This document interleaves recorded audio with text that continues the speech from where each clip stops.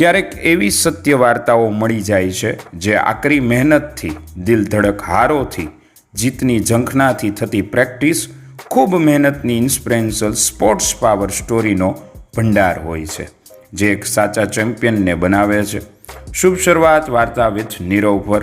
દક્ષિણ અમેરિકા ખંડમાં આવેલા કોલંબિયા દેશનો ખેલાડી ઓસ્કાર ફિગુએરોને 16 વર્ષે ગોલ્ડ મેડલ ઓલિમ્પિકમાં વેઇટ લિફ્ટરમાં મળ્યો.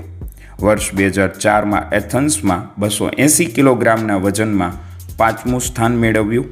વર્ષ 2008માં બેઇજિંગના વેઇટ લિફ્ટરના ત્રણેય પ્રયત્નમાં તદ્દન નિષ્ફળ ગયો અને સ્પર્ધા પછી ખબર પડી કે તેને સર્વાઇકલ હર્નિયા છે, કે જેમાં ખંભાથી કરોડરજ્જુનો દુખાવાને કારણે જમણો હાથ નબળો પડી ગયો અને ઓલિમ્પિકમાં કોઈ પરિણામ ન મળ્યું અને સાવ શૂન્યનું સર્જન કર્યું.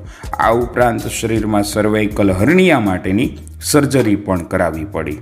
વર્ષ 2012માં સર્વાઇકલ હર્નિયાની સારવાર પછી 62 કેજીના વજન સાથે લંડન ઓલિમ્પિક થયો, કે જેમાં 177 કેજીના વેઇટ લિફ્ટરમાં બ્રોન્ઝ મેડલ મેળવ્યો, એ પણ ત્રીજા પ્રયત્ન પર.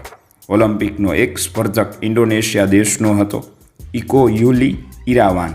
તેનો પણ સરખો સ્કોર હતો, પણ ઓસ્કાર ફિગુએરોના શરીરનો વજન ઓછો હતો, જે 61.76 કેજી હતો, જ્યારે ઇકો યુલી ઇરાવાનનું વજન હતું 61.98, એટલે એને બ્રોન્ઝ મેડલ મેળવ્યો. વર્ષ 2016 આવ્યું.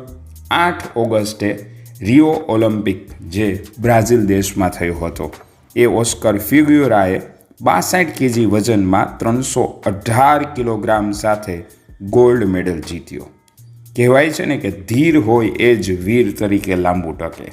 ડિસિપ્લિન, સેલ્ફ સાથે સંજોગોને પછાડીને જીત મેળવતી આ વાર્તા, કે જેમાં 16 વર્ષ ઓલિમ્પિકમાં ગોલ્ડ મેડલ મેળવતા થયા.